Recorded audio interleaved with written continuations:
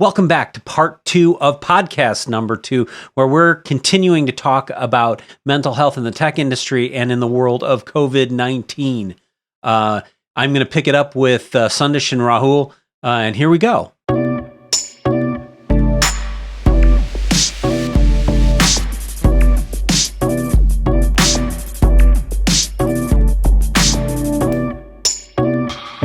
Well, and Rahul, this is an interesting point too. You know, one of the things that we've seen in this industry, you know, to Sandesh's point, is sort of this transformational aspect to it. You know, one of the things we see a lot of is like CIOs are struggling to figure this out, right? Because, you know, in 2008, everybody got, you know, the financial crisis. Everybody became, you know, financially focused, right? So CIOs were all about just cutting costs, right? Now they're about to be the transformational ones. And one of the things that we see is that there's sort of this challenge of ego, right? Where you feel like, well, I'm the CIO. I'm the guy who's supposed to have all the answers, right? So, you know, I don't have answers, so I got to kind of fake it. And then like everybody's, you know, like running scared, you know, and I think, you know, sometimes CIOs get really distant from all the workers because they feel like if they go in front of everybody, they're not going to have the answer. And it's really the answer is to like leverage your people and listen to opinions and get a bigger and broader pool of input, right? But how would you recommend for people to sort of overcome some of those challenges of feeling insecure about where they are, even when they're the top dog, right? That's a great picture you're painting, and I think the first thing that comes to mind is something that my mentor as a psychologist had shared with me, and he had heard this from his mentor, which is, don't just do something, sit there. Right? Turning that phrase on its head. Don't just sit there, do something. No, actually, don't just do there. Don't just do something. Sit there. Sit there. Yeah. And as a therapist, and as also, I think we could take this into leadership, like you said, just being there and listening and caring is a gesture of leadership, is a gesture of stewardship. Yeah. And especially in a time like this, you know, and there's a lot of studies on leadership. There's different leadership styles, right? But more and more, the value of emotional intelligence in leadership is so important. Yeah. And so I think there is something to say for someone that is standing there and listening and caring, even if it sort of flies in the face of what you were taught about. Well, I'm supposed to come up with the plan. Right. Or I'm supposed to execute something. And yeah, there's a time and a place for that. What I'm also saying is there's a lot you can do in this pivotal, super disruptive moment in just being there and demonstrating another aspect of leadership that is really needed right now. Yeah. Which is just listening. Well, and you know, maybe this is, again, you know, like turning lemonade from lemons, right? I mean, maybe this is an inflection point for all of us to sort of reset and take stock of the things that are really important, right? That was the other thing when I was hearing, absolutely, Chris, when I was hearing Sandesh talk, I was just thinking to myself that even what is even our definition of success? Yeah, exactly. And again, this is why I want people to expect a potential existential crisis, which is an opportunity if you're able to not just define success with the parameters you were using before. Yeah. That's a really interesting point. I mean, I was on a school board for a while, and we used to have that conversation all the time. It's like, well, we want to make the kids successful. It's like, well, what is success? Right. What define it for me, right? And everybody kind of has a different understanding of what success is, and I think success is sort of a personal thing, right? I guess everybody has to kind of look inward to find what success means to them, rather than externally and what people are telling them is successful, right? Exactly. Well, Chris, that is right in line with when I first met you. When I first met Chris, Rahul, you're gonna like this one. This is one of my. I feel like starting some background music right now. We'll do like a wavy transition. When I first met Chris, you know, he was this button-up dude, ex-CIO, ex-CTO, and they're like, "Oh, this is one of our new technical leaders," and I'm like, I don't know. He's got a shirt. He's got a tie and a jacket. I'm like, how smart can this guy be? Usually the nerds don't wear ties and jackets, but little did I know. But when I first met Chris, he said something that I thought was awesome.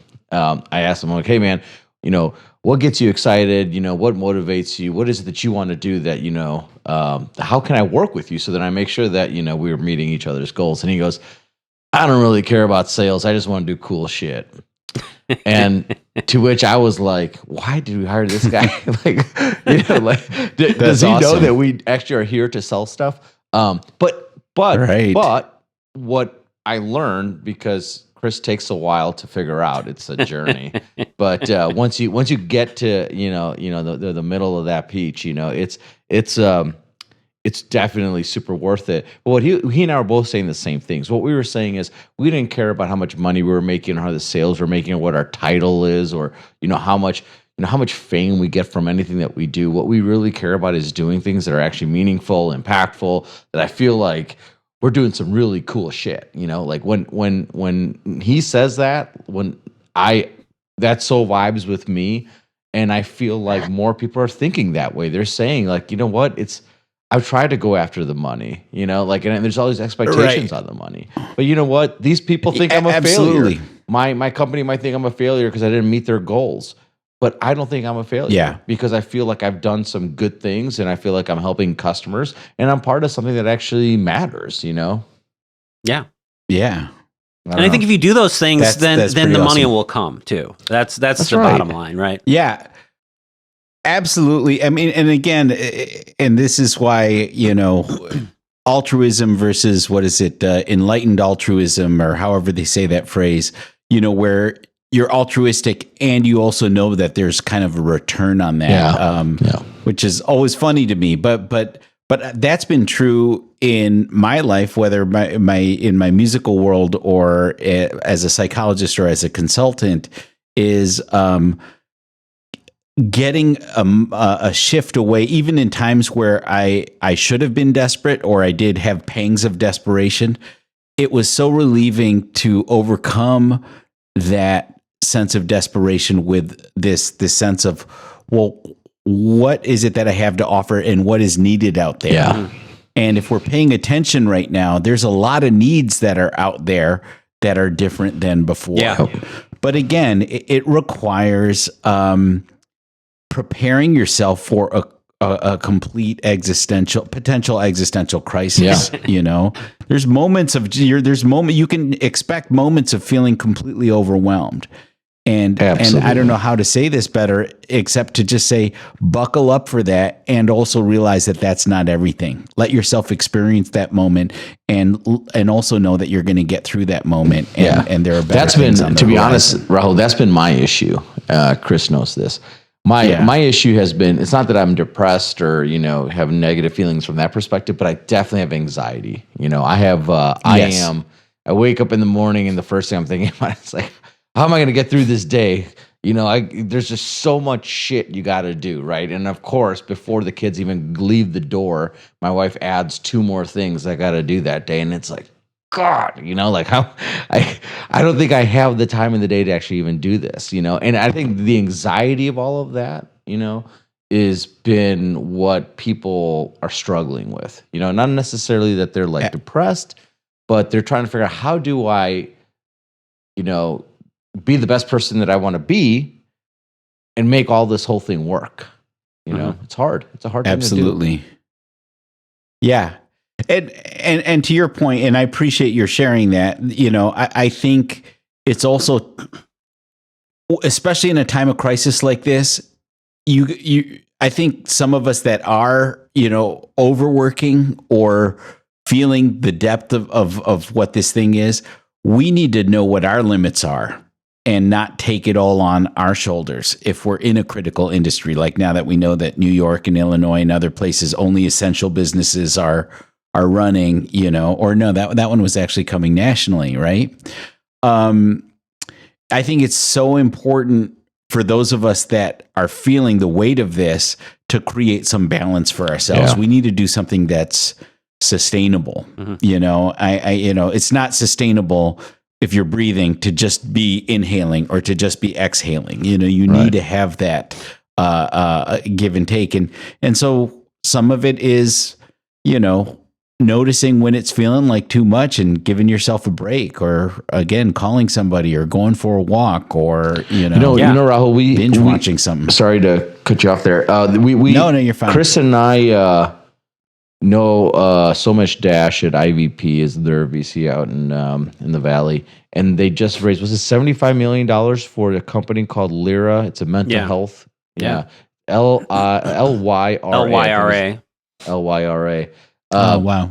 I'm super interested about that company. It's around mental health. The whole platform is about mental health, and it creates a platform where, you know, if you have their solution, then your employees have an opportunity to go out, and if they're feeling anything, any kind of anxieties or depression or whatever, any kind of personal or professional challenges that they have someone to go and talk to, which I think is a huge step. And it's great that we're doing that, you know, especially for these startups, because man, the expectations on these startups are just so high. You know, it's like, why aren't you, you know, growing 300% every quarter after quarter? You know, our product is amazing. You know, our board is amazing. How can we not drive these numbers, right? And so, yes, there's an opportunity for some of the sales guys to make money, but at the same time, the expectations are super high. It'd be nice for some of these guys to be able to have that chance to go to someone and say, hey, you know, I just had my third kid. I'm trying to get my sales done. You know, Chris and I have had parents that have gotten really sick. You know, those are real world things. These things just happen, and, you know, cancer and all these things don't judge. And so anyone can have one of these situations where, you know, it's kind of like that Titanic, you know, it's like everything just comes and starts collapsing on them, you know, and I think having the ability to keep this thing, you know, strong, I think is going to be super important. And I want to make sure that everyone on our team is mentally, you know, equipped to, you know, have a good life, you know, they take care of their stuff at home. Absolutely. They bring all that goodness to work. And I think we, you know, like, Chris, I think that, you know, the center of all this is we just really have to destigmatize mental health. We just have to do it. Absolutely. Yeah. Absolutely, man. Yeah. I think destigmatizing mental health, absolutely, that there's a lot to say about that. Hearing you talk, it also makes me think we need to be expansive. I mean, I'm including myself. I've just joined your industry, apparently. But I think it's important for folks in the industry. I'm the partner in crime now.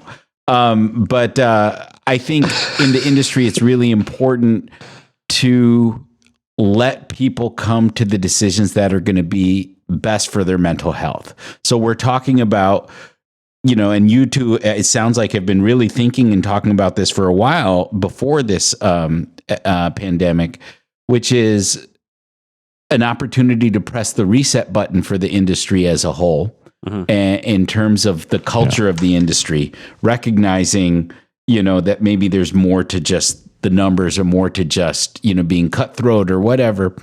So I think part of it is obviously working with the industry to help reshape the culture of the industry in ways that are going to enhance people's sense of wellness and value and meaning in the world.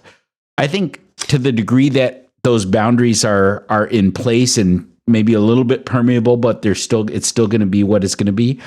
You know, there might be some folks that are currently in this industry that for their own mental well-being might see this as an opportunity for needing to go a different path, you know? And I'm just saying all of this, like, if we're prizing mental well-being and overall health as the number one priority, I think it's important to be expansive and think about, it's not going to be a one size solution fits all, right? It's some people, you know, it's an opportunity to transform the industry. For other folks, it's like, well, I can't wait for us to go back to business as usual. And for a third set of folks, it might be like, you know what, this was my moment to wake up call that, like, I can't continue like this. So does that make sense? Yeah. Well, you know, you know, and on that front, you know, one of the things I think is interesting too, you know, we've talked about like millennials, right? And, you know, when we talk about sort of destigmatizing and sort of having, you know, the priorities, different sort of priorities, I think, you know, one of the things that we've talked about before is I think the millennials are going to weather this better, just both, physically because they're younger, but also I think, this is the world that they've been preparing for their whole lives. I mean, they're socially connected online, and they have those deep connections, those emotional conversations over, these social media platforms, right? So they're in a way much better suited. And I think also one of the things that I see from them is they have destigmatized the mental health issues a little bit more than we have in our older generation, right? What's your perspective on that? Absolutely. I think there is a lot of promise in terms of how the newer generation or generations are handling certain things. I also, and I want to say this in a balanced and measured way, because when I do a lot of diversity, equity, inclusion consulting, there's a lot of back and forth between within that sort of, view and perspective and set of priorities in terms of how do we handle issues of racism, sexism, heterosexism, et cetera, down the line. And I think there's a lot of flack that millennials get for how they're handling that, as well as, well, wait a minute, there's an underbelly, and I think there's things that they're doing which are right on point. So I think it's important to be balanced. And so I'll own the fact that, as someone that is not a millennial, I think, and I'm not quite a boomer, despite what my children tell me all the time. But I think it's really important I think there's one element that I really wish upon us that we disrupt at this moment in time. And it's not exclusive to millennials, but it's foreclosing on each other prematurely. I'm blocking you, I'm defriending you, you're done with me, like this black culture and white thinking kind of thing. And obviously all generations are experiencing this in this polarized political climate. And one thing that I hope that we get the opportunity to reevaluate with this pandemic and the situation that we're in is somewhat of a reset button around that premature foreclosure that I see happening. So I think that's something that I wish millennials and also other generations really take to heart is we need each other, and we also need to see each other as multifaceted and complex, because having a single label, oh, this person is that, that person, right. Those single labels are problematic, and I think we all deserve the benefit of complexity. I wanted to come out with this phrase like cancel culture is canceled, and not to bash cancel culture, because I think there's something positive in saying, you know what, this person said or did something that really they need to be held accountable for. I'm all for that. But again, this high idea of prematurely foreclosing and just have this thing like you're permanently canceled. I think everyone deserves the benefit of being able to grow in areas where people do change. People do change, and I don't think we're allowing for that. And it's a tricky situation, right? It's hard to know where the line is, what the threshold is, right? I had mentioned to you before about creating spaces for men. We talked about what friends can do, what family members can do. We talked about encouraging more men to seek therapy. I also want to talk about what happens when we get together in groups. And I know people might have different feelings about that. When I was in college, I actually was a part of this thing called the Men's Dialogue Group. And it was actually sponsored by the Sexual Assault Prevention Center. So it was coming from this angle of men addressing important issues from everyday, like how we're socialized, to, sexual harassment, sexual assault, domestic violence, all this stuff. But this was an all male group that I was a part of. And this was actually before becoming a psychologist. This was my entree into anything related to helping professions. And I signed up for this men's dialogue group, and it was an 8-week group. And, one first week was, men's roles in society. Then we talked about men and violence. And then a huge one where we had to get out the tissue boxes was men and their fathers. There was so much for us to unpack on that. And anyway, I'm saying all of that to say is like, lately, even though I haven't done this group work in a while, I have been convening with a couple other of therapists to do a multicultural men's weekend. And I say multicultural because we want to get away from this notion that we're going to go off to the woods and we're just going to do, drumming and arts and crafts and all of this, different kind of stuff. We might be doing some of those things, but to create a space where we can, basically the stuff we've been talking about, where we can make it more okay for men of various backgrounds to talk about how we were raised and how this impacts our relationships and our values and how things are going in the world. And so being able to create spaces like that, I think has been really meaningful for people. And I'm really excited to be able to provide that for folks. So, I just want to thank everybody for being on the show today. It's been a great conversation. I think a really important conversation too.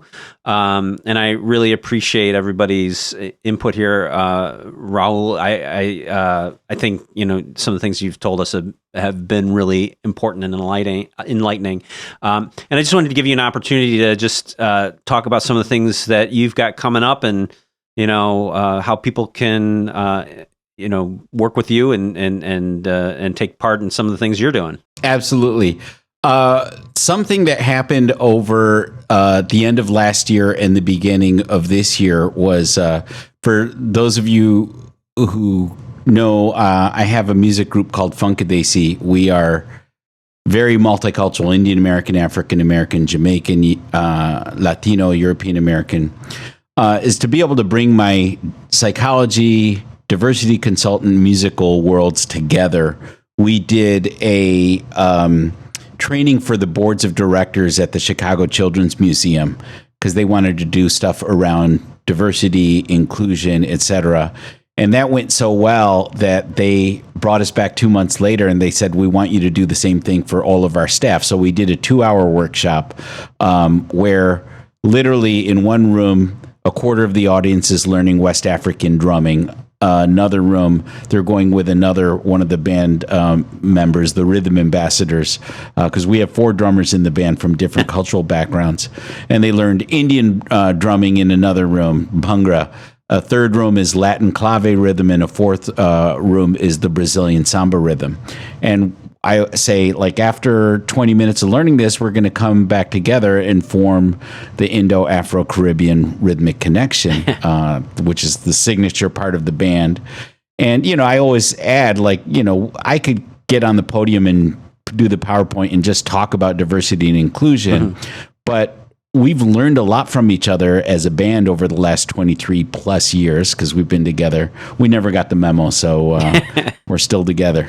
But what I'll say is we've learned a lot, and it's not just about music. We learned a lot about a lot of different things. And instead of telling you what we learned, we want you to experience it. The only trick is it took us 23 years and we're giving you guys an hour. So, but we find that so impactful, especially, a lot of people in the room are not musicians, but it's one of my favorite things to do is actually to see what can happen when you facilitate a musical experience, a group musical experience. Yeah. And especially when you make it intentionally multicultural and people are actually learning a specific cultural rhythm from a real elder or ambassador of the drum.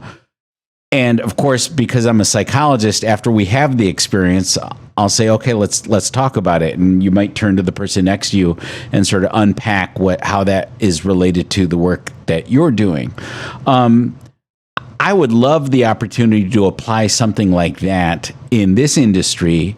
Again, what do you do for the leaders that are kind of feeling deer in headlights because they haven't dealt with something like this?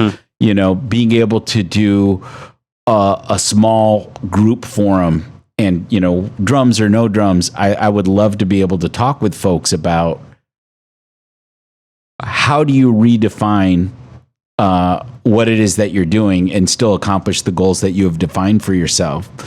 And then for larger groups, to be able to create a space where you're validating sort of the disruptions and changes that are going on, and at the same time using it as an opportunity to press reset and to hear from other people what their experiences are managing and dealing with all of this. Yeah, well, so that's a couple things that come to mind that I've really enjoyed doing, and I think even in the midst of this, when we get to the point where we can be a little more socially close to each other, I would really look forward to something like that. So Sundish, you've been talking about the cultural diversity aspect of this, and some of the things that have been going on around sort of the racism that's sort of underlying a lot of the discussion that's happening out there. I don't know if you wanted to talk about that.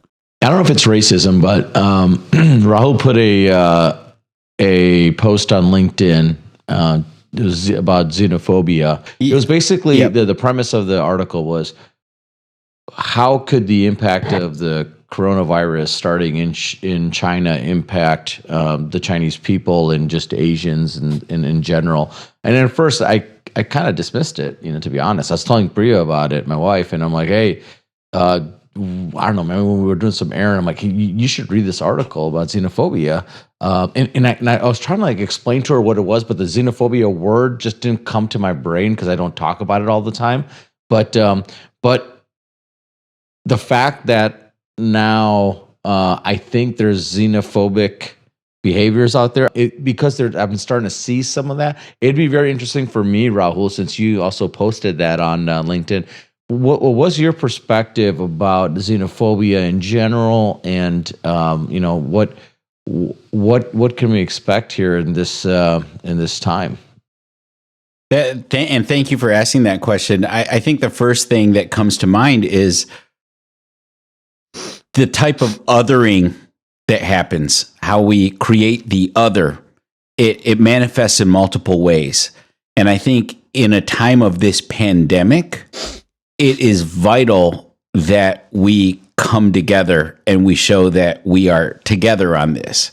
So I think it's really important to understand the connection between the language we use. And I'm not a big fan of being politically correct. I don't want to make it about policing language.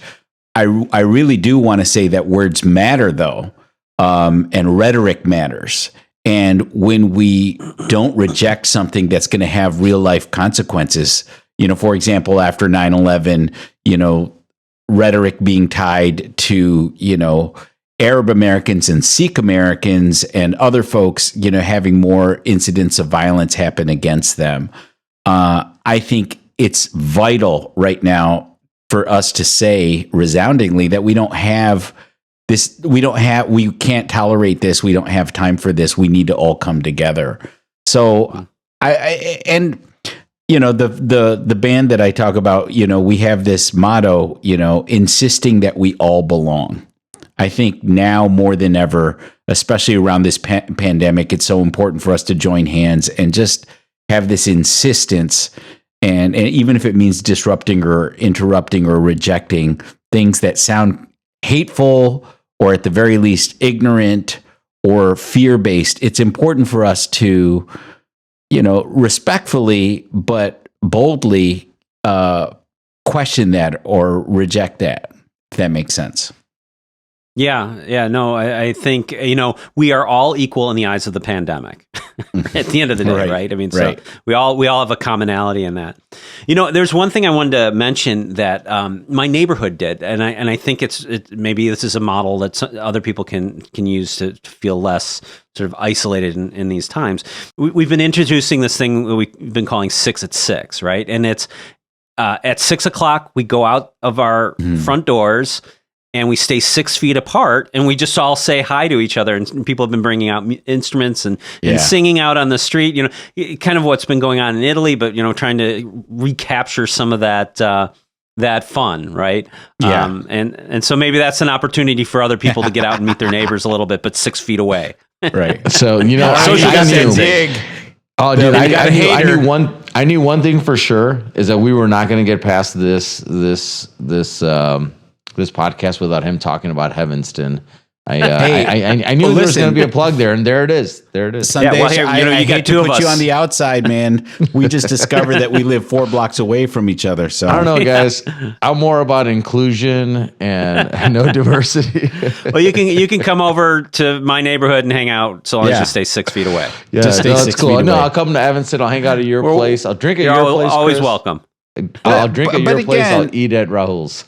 but in all seriousness, I really hope that we think of inclusion and belonging in a time like this and the common humanity, not in political terms, not in left and right terms, but really more in we need to just and getting back to the millennials, I think the millennials for the most part are so much better at this than we are. It's just being more not just tolerant or accepting, but really just being fundamentally okay with so many differences that we have. So yeah, awesome. Well, so if anybody's out there and they want to, bring, a better culture to their company, give Dr. Rahul Sharma a call and he'll be able to help you out, right?